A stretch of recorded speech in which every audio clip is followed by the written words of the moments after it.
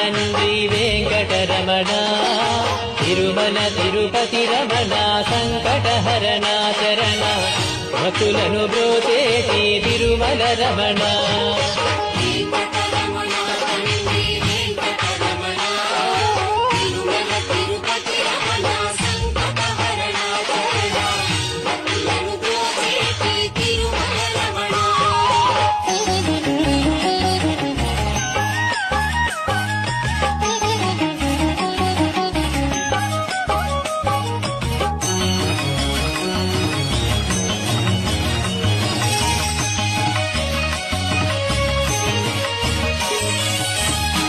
తెలవారుజాముల్లో వెంకటరమణ తండ్రి